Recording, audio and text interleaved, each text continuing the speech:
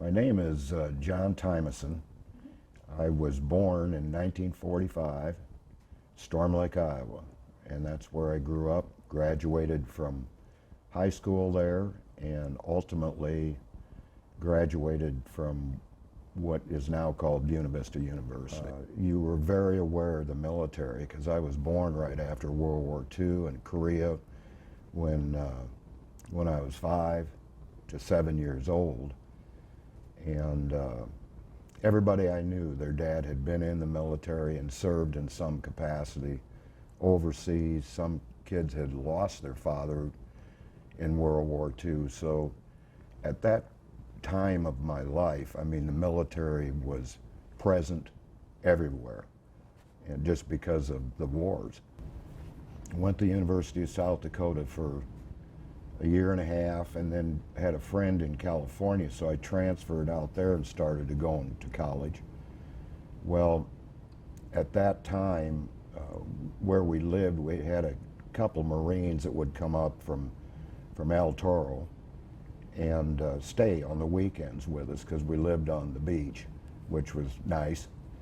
And one of them was one of the last, I think there were 7 at that time, one of the last flying enlisted Marines, and he flew F-4s, primarily ferried them overseas because at that time Vietnam was essentially going. That had been in '65 and '66, and so I got interested in flying. I didn't have a college education. I had 2.5 years, so I kind of set things in motion to take the exams to go to warrant officer flight school in the Army. And that took 2 or 3 months going through Los Angeles main station, and passed everything. The physical was the worst part of that, to make sure you could get a Class 1 flight physical. So I enlisted in the Army to go to warrant officer flight school. I got out of basic training and went into beginning of what we called snowbirds in flight school in June of 1967. Flight school was a flight school and officer candidate school combined. So at the beginning of it, we used to say it was a lot of painting rocks white and picking brown grass out of green grass and running, and just a lot of exercise and a lot of TAC officers right in your face, whatever you did. The draft was on then, but my number was, I mean, there was no chance I was going to get drafted at all. I just enlisted because I wanted to. You solo and you go through your primary flight training at Fort Walters, and then they transfer you to Fort Rucker, Alabama. And Fort Rucker is a little bit different. There's no longer TAC officers all over you. I mean, you're getting down to the end of learning how to fly. After we went down to Fort Rucker, I graduated from Fort Rucker and was commissioned as a W1, a warrant officer 1, and got my wings as an Army aviator.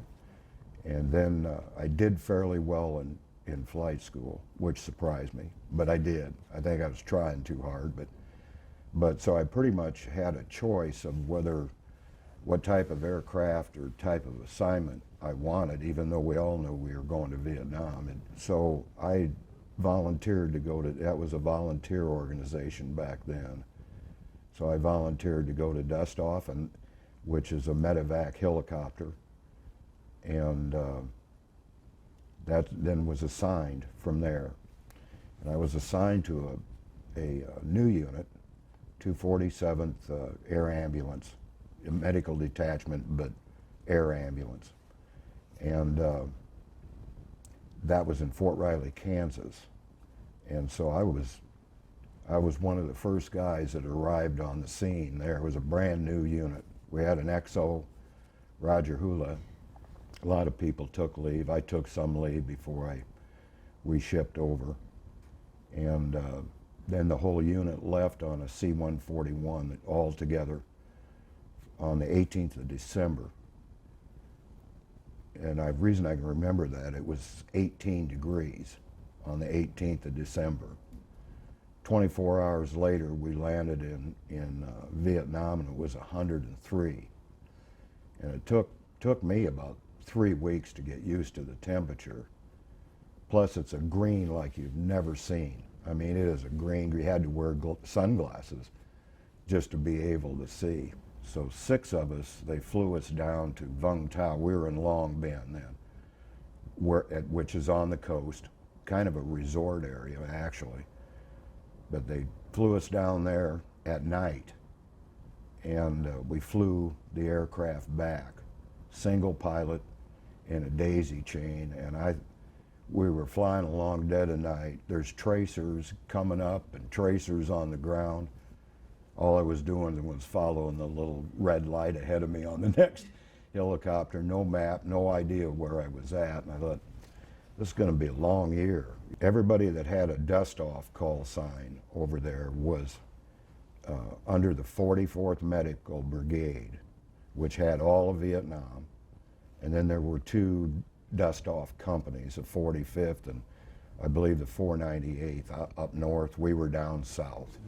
The next day after we got in country, we flew to Dong Tam, where we were going to be stationed. We were going to support the 9th Infantry Division and the 7th ARVN Division, which is the Vietnamese Army, and that's what we did. Dong Tam was on the top of the river that comes down, the Mekong River. It's, when you get into 4 Corps, it's split into 3 branches. We were on where it split on the top branch. So we were at the bottom of 3 Corps, go across the river a ways and you're into 4 Corps, about a half hour. The mission that we had was to essentially pick people up off the battlefield. We did that and Army, obviously, sometimes even enemy. You know, they were restrained, but they were wounded. And Navy, anybody that was hurt, it didn't matter. Civilians, everything. And at Dong Tam, they had what most people would call a MASH hospital, like 4077 MASH. It was a surgical hospital. The idea was to get people in as quick as possible, get them into the surgical hospital, do whatever it took to stabilize them. I mean, they did major surgeries there. Get them stabilized, and then we also had other aircraft that would transfer them to specialized, or if they were heading to Japan, heading back to the U.S., burn patients, head patients, people had been shot in the head or had head trauma. That head trauma would go up to Long Binh. We'd take them over to Vung Tau, which was a burn center. During Tet Offensive or during the May Offensive, that sort of thing, it was busy, real busy. I think the longest day I ever flew without shutting the aircraft down was 14 hours and a half. The missions, when you first start flying over there, were extremely intense, and you could get overloaded mentally real quick. So it took 3 or 4 months to learn how to fly in that environment, to learn how to get into areas, and to learn how your aircraft responds to it, and to kind of get numb to the fact that everybody's shooting at you. And also, out there, the only way you navigated was by time, distance, and heading, or fly canals, or go to areas that you were familiar with. At night, you had to fly time, distance, you couldn't see. It was the blackest black, because when you'd take off, there were no lights anywhere. Night times seemed to always be busy, because night times meant mortars, and they'd mortar fire support bases. They'd mortar where we were at. In fact, Dong Tam, the first 9 months we were in Dong Tam, everybody called it Mortar City. So we started keeping a tally of how many mortar attacks. We were there 9 months and we had 159 of them. It's a lot of sleepless nights. I think we average with flying and everything probably 4 hours a night we got to sleep. Daytime sleeping was actually better because that was when you were off and you could sleep all day if you wanted to. We had pretty good living conditions, I'll have to admit. We weren't living in the mud most of the time, unless we had to stay out overnight someplace. But we were attached to the 3rd Surgical Hospital there, so we ate with them. It was good food. Just a lot of mortar attacks, is what it was. And we kept our aircraft right there at the hospital, the first up aircraft and second up.